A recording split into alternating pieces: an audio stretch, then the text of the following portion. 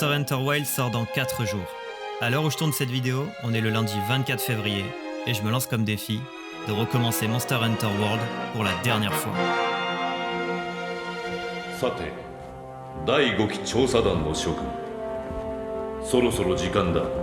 別れの言葉は必要ないな。この船に乗ったらもう後戻りはできない。もし覚悟が失われたのであれば、ここで引き返すことを勧めよう。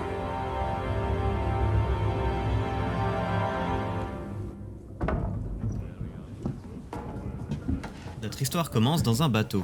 Au sein d'un équipage constitué de chasseurs et de palicots, on fait partie de la 5e flotte, envoyée vers un lieu mystérieux qu'on appelle le Nouveau Monde. Vu que je vais devoir rusher le jeu, j'ai pas envie de passer des heures à créer un perso, et je suis tombé sur cette coupe. Vous connaissez Ian McShane?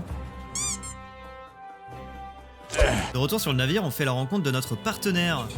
Salut, moi c'est Anne. Malheureusement, le premier monstre fait son apparition, et ce n'est autre qu'un volcan. Alors un tutoriel se lance, on apprend à marcher, à courir, à grimper au mur. On arrive sur la tête du monstre et notre partenaire meurt. On lui sauve la vie.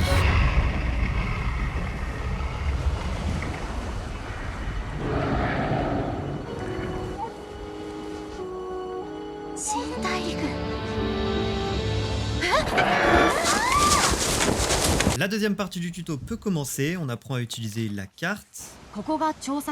On explore pour la première fois cette nouvelle terre et on tombe sur des jagras, des petits lézards jaunes qu'on ne peut pas encore taper parce qu'on n'a pas d'armes. Du coup on apprend à se cacher. Finalement notre chemin nous mène sur le chef des lézards jaunes, le grand jagras, qui va prendre sa part 2 fois. Une fois avec l'arrivée héroïque du chef d'équipe. Et une deuxième fois par l'arrivée héroïque de l'Anjanat.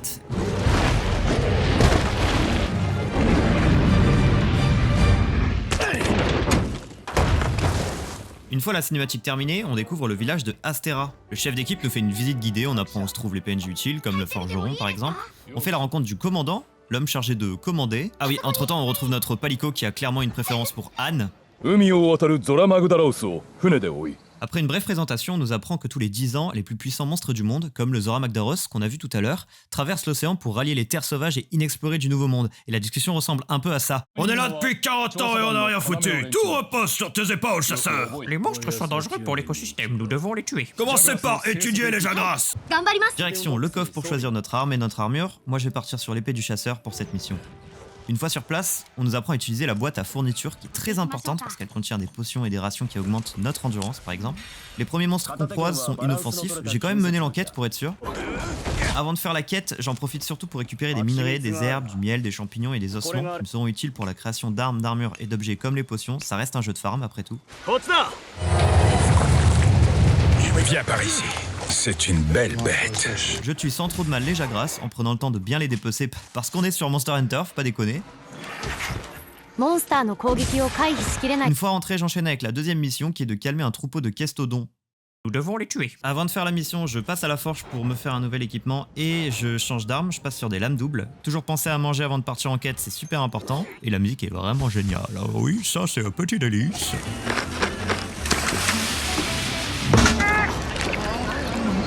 De retour en mission, je refais le tour des matériaux parce qu'on en a jamais assez et je m'attaque aux petites bébêtes. Et j'y prends un maximum de plaisir.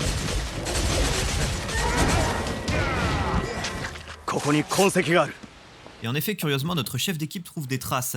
Des traces qui mènent à... Je vous laisse deviner.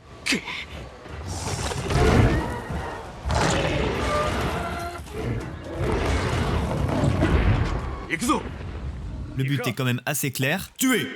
On nous apprend à le traquer grâce aux traces qui sont au sol et ça c'est valable pour absolument tous les monstres du jeu. Et du coup commence la chasse de notre premier gros monstre. Bon, le grand jagras c'est quand même un énorme sac de frappe, le combat est pas non plus giga intéressant, mais il y a quand même 2-3 moments sympas.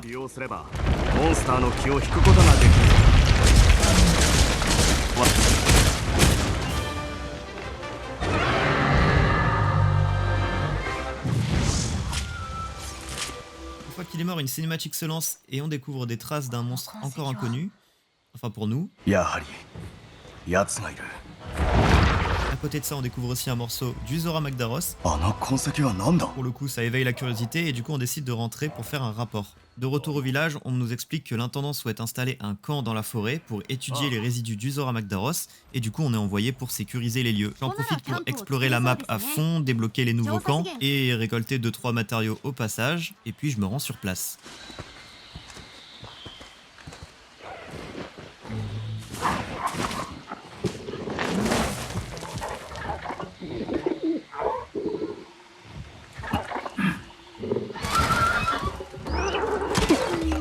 Vous voyez ça? Ce genre de comportement est intolérable, il faut le tuer. Ainsi commence notre chasse avec le Kuluyaku. Alors quand on commence le jeu, c'est vrai que ce mob peut être un petit peu compliqué. La mécanique est assez simple. En gros, ce mob, quand il creuse par terre et qu'il sort son gros rocher avec lequel il peut vous étourdir, il suffit de lui jeter un caillou à la gueule pour qu'il le lâche. Et ensuite, vous pouvez le bourriner avec une arme qui peut étourdir comme le marteau. C'est assez simple à faire. Et après, bah, c'est que du kiff quoi. Oh la chasse, moi j'adore bordel. Oh c'est trop beau.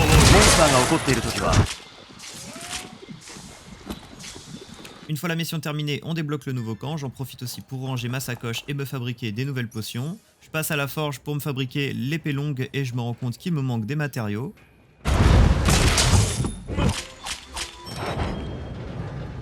Le prochain monstre, on le connaît déjà, c'est le petit bouquet qu'on a aperçu un petit peu plus tôt.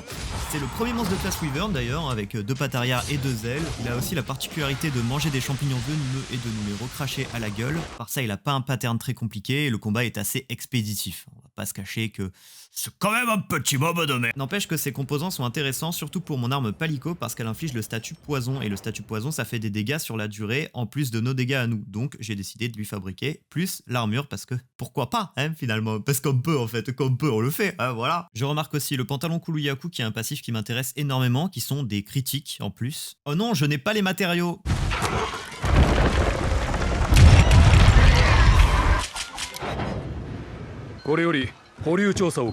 De retour au village, on nous indique que les traces du Zora Magdaros nous mènent vers une nouvelle zone, donc on nous envoie pour mener l'enquête. Vous commencez à comprendre le délire.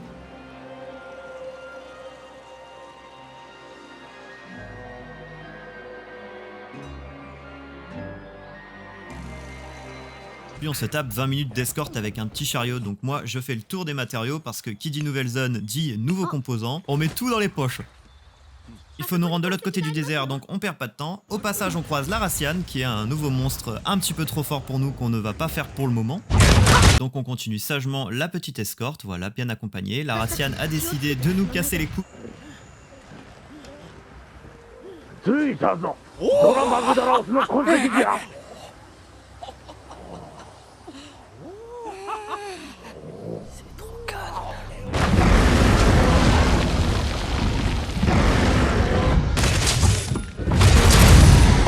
Pour le combat, rien à signaler, à part que... Quoi cette merde? À part ça, le combat s'est un peu moins bien passé que les précédents. Bon, je lui ai quand même mis une rouste, mais j'ai quand même pris ma part, voilà. C'est un monstre qui a une tête assez dure, donc à taper avec des lames doubles et un katana, ça risque d'être compliqué. Mais avec une arme comme le marteau, encore une fois, c'est plutôt facile. Je ne suis pas mort, donc tout va bien. Fin de la mission, tout le monde est content. Et pendant qu'il boitait pour aller dormir, j'en ai profité pour faire le tour du désert et récupérer les 2 camps qui se cachaient. J'ai aussi croisé le Diablos, qui est un monstre très dangereux qu'on va éviter d'affronter maintenant. On retrouve Anne qui nous met un plan et on se fait aborder par un inconnu qui souhaite qu'on lui raconte notre histoire. Et ça donne à peu près ça.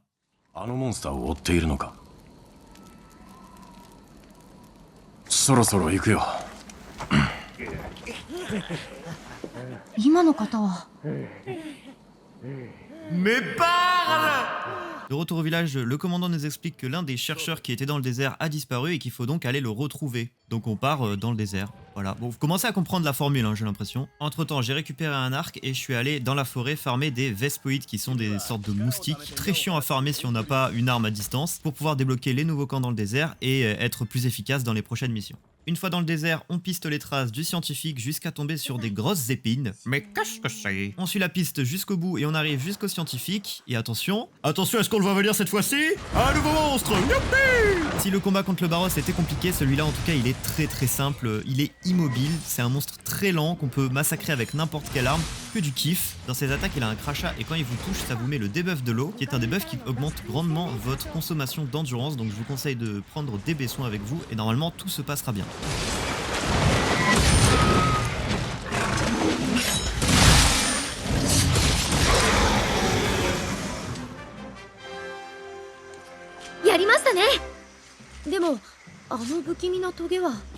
Une réunion dans le village commence, on nous explique que le Zora Magdaros se dirige vers un endroit qui s'appelle le Grand Ravin, donc on établit une stratégie pour pouvoir l'arrêter, le but étant de le capturer. Du coup on nous envoie parler au chef botaniste qui nous dit « Oh là là, les provisions qu'on souhaite récupérer, on peut pas parce qu'il y a un monstre, il faut que tu le tues ». Je passe donc à la forge améliorer mes lames doubles, je mange un bon repas et on est parti. Une fois dans la forêt, il faut suivre les traces jusqu'en zone 14, et là... J'aime pas trop beaucoup ça. Pour le coup, le combat contre le Tobikadashi, je l'adore, ce monstre, je l'aime particulièrement. Il est très rapide, il a des attaques type foudre qui peuvent vous paralyser, donc il faudra aussi prendre des soins. Quand il monte sur les arbres, essayez de le taper à ce moment-là, vous pourrez le faire tomber et lui mettre un maximum de dégâts. Il craint énormément la tête et la queue, c'est là que je vais viser avec les lames doubles. A savoir que quand on casse des parties de monstres, on gagne des objets supplémentaires, c'est ce que j'ai essayé de faire avec le Tobikadashi, parce que j'aimerais me faire ces lames doubles. En fait, je me suis trompé de monstre, il s'agissait de l'Anjanat au final. Ah, l'Anjanat, je déteste ce monstre. En fait, je saurais pas dire ce qui est pire entre son pattern d'attaque, sa taille et la distance qu'il parcourt pendant ses attaques. C'est vraiment une très bonne expérience, surtout quand on commence le jeu. A noter que quand vous le renversez, il reste très peu de temps au sol, donc vraiment amusez-vous bien avec ce combat. Après, on reste quand même sur un monstre de début, mais je trouve qu'il a quand même sa petite difficulté à lui. Et j'ai quand même pris ma part dans ce combat, je me suis pris un bon enchaînement que j'ai pas pu esquiver. Ah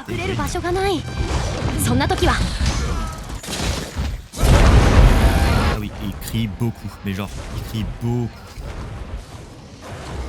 Et le pire, c'est quand il crie et qu'il a du feu dans la bouche. Parce que ça, c'est indodgeable. Il se retourne vers vous et il vous met le petit tic de feu comme ça. Le petit tic dans la gueule. Le petit tic de feu. Voilà.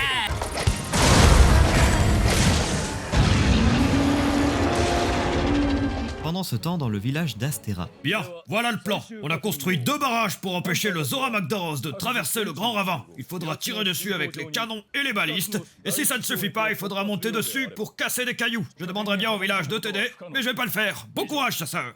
Kaisan.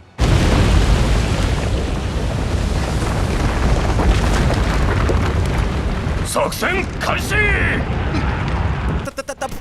La guerre.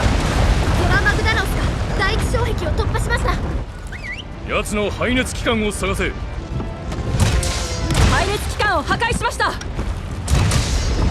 つ目の排熱機関を破壊しました。さあ、排熱機関を破壊しました。 Une fois qu'on a cassé tous les cœurs et récolté des minerais, on se fait interrompre par un nouveau monstre très puissant, mais heureusement le village est là pour nous aider.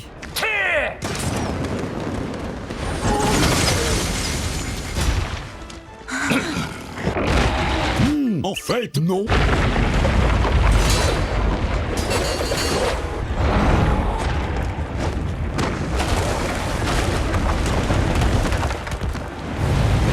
Visiblement, ça n'a pas marché. On a perdu beaucoup de temps et d'argent. Dites quelque chose pour me rassurer. On a trouvé un passage. Vous deux, allez-y. Oui. 着きましたね、相棒。ここを進めば通り抜けられそうですね。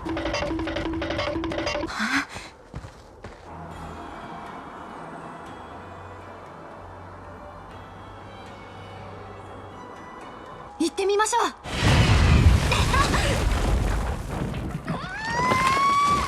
En résumé, nous avons découvert un nouveau biome, le plateau de corail. Anne a failli mourir pour la 3e fois et on a été secouru par un inconnu. On se réveille dans le poste de recherche qui s'avère être le poste de recherche. Oui. Lors de notre réveil, on est accueilli par la capitaine de la 3e flotte. Après lui avoir raconté mon histoire, elle me dit « Tu devrais partir en expédition dans le plateau de corail. C'est une bonne idée, n'est-ce pas ? Bien sûr, puisque c'est la mienne. » Sale bouffonne. Une fois sur place, on étudie la faune locale, le classique. On fait aussi le tour des matériaux, que ce soit des ossements et les minerais, et même des petites perles très sympas. On fait le tour de la map et on tombe sur le Tsisiyaku, qui est une sorte de Kuluyaku bleu, avec la particularité de pouvoir nous aveugler. Mais sinon, rien de spécial par rapport au Kuluyaku. Donc le combat, je vais vous le passer, hein, ça a été un carnage. Voilà. Je l'ai atomisé le gamin, il a rien pu faire. 見てください。ここならキャンプを作れそうですね。 De retour dans le poste, la capitaine se plaint déjà, voilà, c'est fou. Elle nous parle d'un nouvel environnement qui s'appelle le Val Putride, mais pour y descendre, il nous faut les composants d'un nouveau monstre qui s'appelle le Paolumu. Le Paolumu, bien qu'il soit très mignon et en même temps pas du tout, il a un pattern très intéressant et assez unique. Il y aura les phases au sol lorsque sa gorge est dégonflée, où là pour le coup il va être assez immobile et facile à taper, et il a une phase où il se gonfle et fait beaucoup d'attaques dans les airs, et pour ça rien de mieux que des capsules aveuglantes. Vous le faites tomber, vous focussez la tête et normalement ça devrait bien se passer. De mon côté j'ai un peu foiré le combat, j'ai raté quelques occasions de l'envoyer dans des murs, mais bon je suis pas mort et au final je l'ai tué donc tout va bien. Grâce aux composants du Paolumu, on peut réparer le bateau et commencer à descendre dans le Val Putride.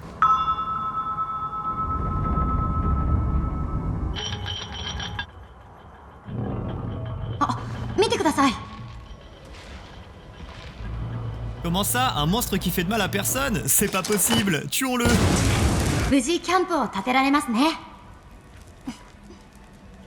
Moi j'adore Monster Hunter! Bienvenue dans le Val Putride, une destination de rêve pour des moments inoubliables, une vue imprenable sur un écosystème plein de vie. Du coup, petit tour de map classique avec les minerais, les ossements, les monstres. Je retombe aussi sur le monstre de tout à l'heure, le grand Gyros. Ça ressemble au grand Jagras, hein, pour le coup, c'est exactement la même chose, sauf que lui, ben, il fait des attaques qui paralysent. Je l'ai quand même tué avec un caillou, il n'a pas été respecté du début à la fin, le frérot. Et après une bonne pêche intense, je décide de rentrer au poste de recherche.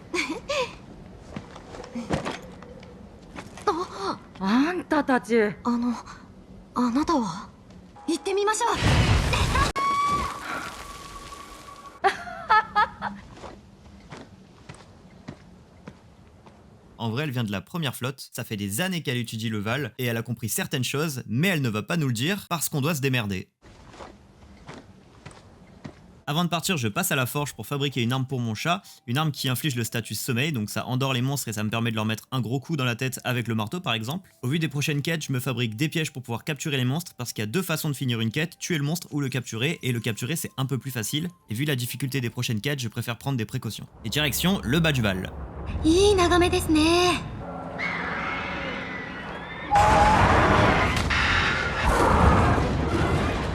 Direction, le plateau de corail.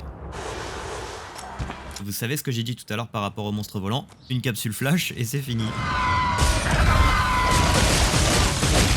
Avec le Legiana, la difficulté augmente clairement, c'est un monstre volant donc qui a énormément d'attaques aériennes et qui inflige le fléau glace qui est un petit peu comme le fléau eau, qui augmente les coups de notre endurance pour pouvoir faire des roulades, des dashs, etc. Donc avec les lames doubles c'est beaucoup de contraintes. Et justement mon chat a réussi à endormir le monstre avec son arme sommeil. Malheureusement j'ai pas les armes adaptées pour ce genre de statut, ce qui est mieux c'est les armes avec un énorme coup qui peuvent faire des dégâts colossaux, parce que quand un monstre dort, le premier type de dégâts qu'il va prendre est compté comme x2, donc le mieux c'est d'avoir un marteau ou une grosse épée.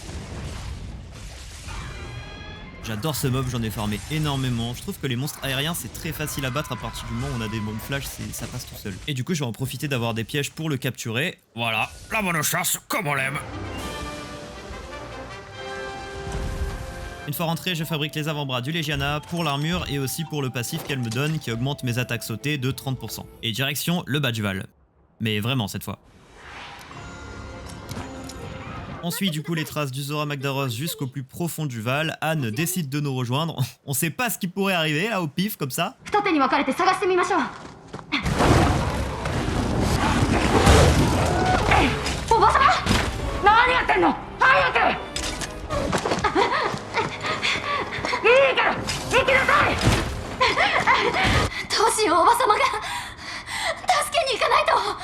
Oui. Et si je vous dis que sur tout le jeu, il n'y a qu'une seule quête que j'ai réussi à échouer, et ben c'était sur ce monstre, mon monstre préféré que je connais par cœur, voilà. Le karma, directement dans la gueule, hop.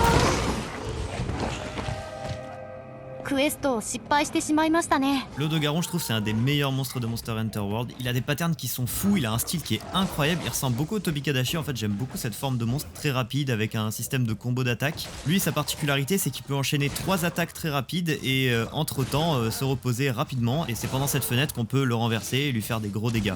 Je focus toujours la queue évidemment parce que je vais essayer de me faire les armes de l'Odogaron qui me seront utiles pour toute la suite, et j'en ai profité pour en farmer plusieurs d'ailleurs. La deuxième fois ça se passe mieux, je meurs pas du tout, je réussis à le capturer et comme ça me permet d'avoir des récompenses supplémentaires. Aibo,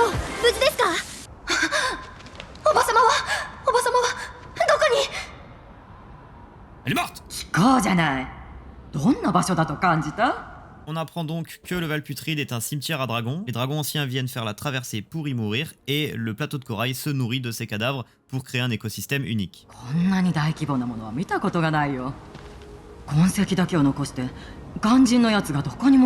En effet, on a toujours un gros problème sur les bras. Où est passé le Zora Magdaros? En plus, il a accumulé énormément d'énergie, donc on sait pas trop ce qui va se passer à partir du moment où il arrivera à destination. C'est pour ça que là, on cherche à l'arrêter et on a une piste, trouver les anciens Wyverniens. Les anciens Wyveriens, ça me dit un truc qui sort dans la forêt. Mais avant de partir dans la forêt, je retourne au village où on a débloqué un nouveau PNJ que j'utiliserai plus tard et je retourne dans la forge pour me fabriquer une partie de l'armure de l'Odogaron qui me donne des critiques en plus.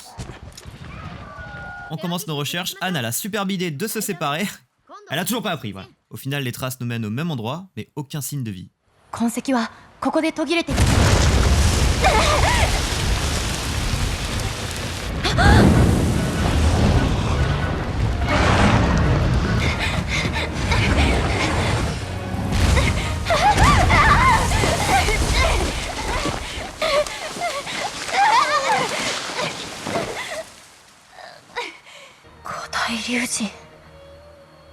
On va enfin avoir des réponses grâce aux anciens Wyveriens qui nous disent très clairement, soit l'équivalent de J'ai vu, je sais qui c'est, mais je dirai rien. Mais pour la faire simple, il nous donnera des réponses si on tue le Ratalos qu'on a vu juste à l'instant et le Diablos qui doit encore chercher ses cornes à l'heure actuelle. J'en veux plus, frère. Le combat contre le Ratalos, c'est un gros classique, normalement ça se passe toujours de la même manière. On le flash quand il vole, on le fait détruire le barrage, il tombe à cause du barrage, on le reflash quand il vole, on lui coupe la queue, on continue de le flasher. Normalement c'est un monstre qui se fait bully bien fort, toujours un plaisir de le farmer, vraiment le gros classique, un bon gros poulet qui fait plaisir.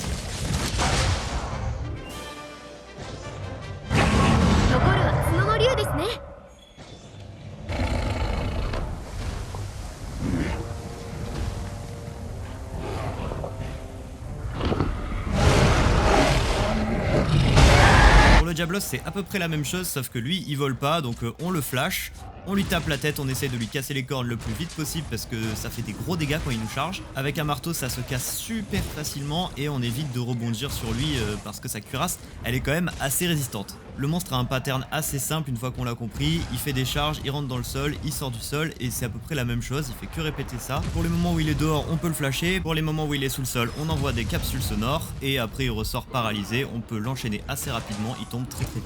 Là mon chat l'a endormi comme le Legiana tout à l'heure et j'ai une arme adaptée, vous allez voir l'énorme dégât que je vais mettre. On répète ça jusqu'à ce qu'il meure et on est bon.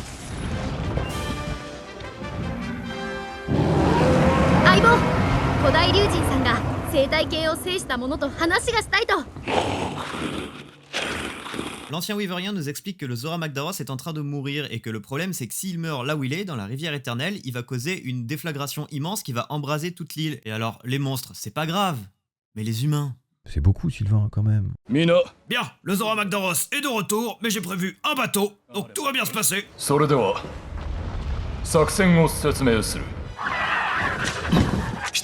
On nous envoie donc seul sur le Zora Magdaros pour la deuxième fois, c'est pas grave, au bout d'un moment on commence à avoir l'habitude. Cette fois-ci c'est le même combat mais dans l'ordre inversé, on commence sur lui à lui casser ses cœurs de magma. D'ailleurs j'avais complètement oublié mais ce monstre c'est bel et bien un volcan, ça veut dire que le troisième cœur avant d'y accéder il faut attendre qu'il rentre en éruption et ça j'avais oublié au début. Mais c'est qu'une éruption, ça se tank avec la bonne armure, c'est bon.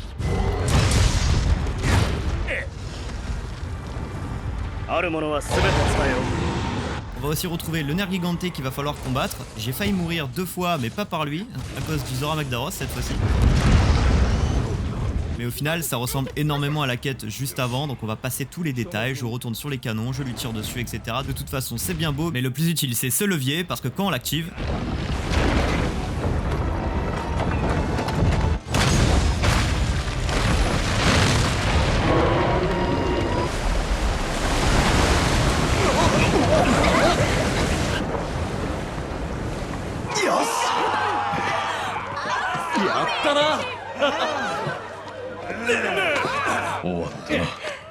Mais alors, est-ce que c'est vraiment fini? Est-ce que j'ai vraiment terminé le jeu?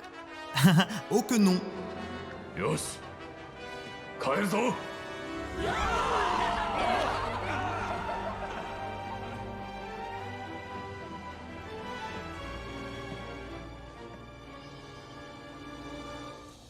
Imaginez devoir tout recommencer, avec des monstres bien plus forts, bien plus résistants, qui donnent des meilleures récompenses, Des meilleures armes, des meilleures armures, des nouveaux matériaux dans absolument toutes les maps, avec la track pour savoir qui est à l'origine de tout ça.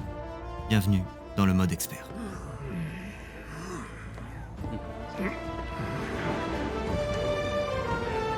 Oka山後の大地でアシュが見つかるとはな。アッシュが出現する条件なんてそう簡単には揃わない。学者先生たちも言ってたよ。それにしても素晴らしい状態のアシュだ。よ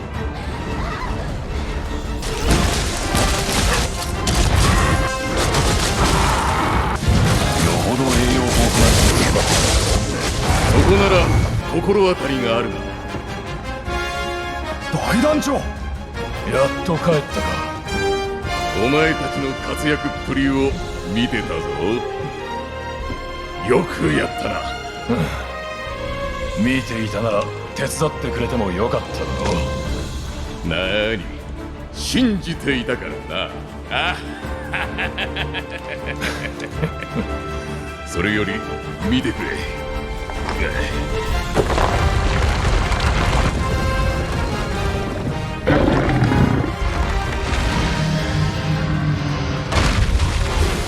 これをどこで？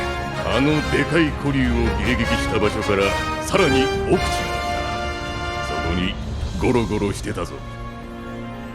なんてすごい。強いエネルギーのようなものを感じますね。やっぱりな。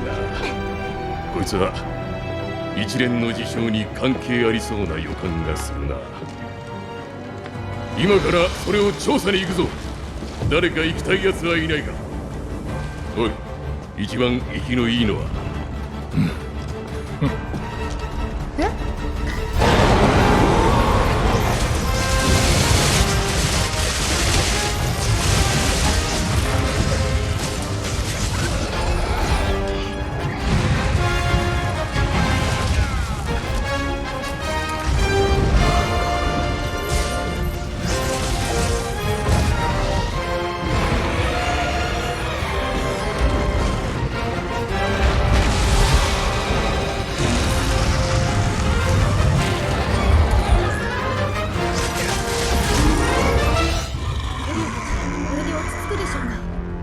ともあれ、大団長とキャンプで待ってます。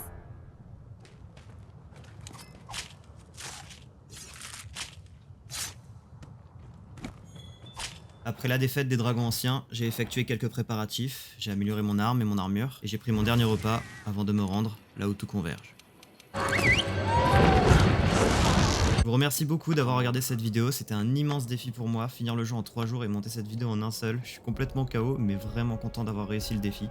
On se dit à la prochaine sur Monster Hunter Wilds, j'espère, et je vous laisse sur le combat final. A bientôt. これこそが長年かけて結晶化した古竜の生体エネルギーだ。これはこの純度、まさかこいつが。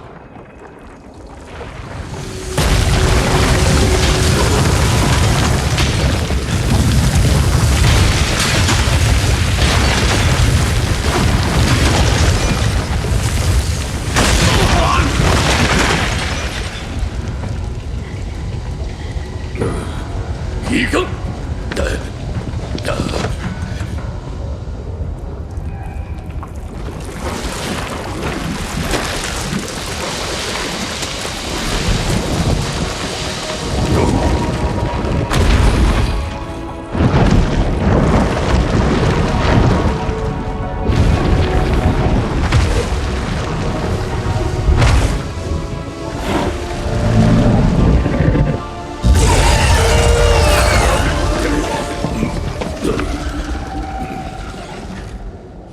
わかった。お前を信じる。こいつを安全な場所に連れて行く。お前は奴をここで食い止めろ。奴をこの穴から出した。絶対だ。俺は必ず戻ってくる。それまで何とかこらえてくれ。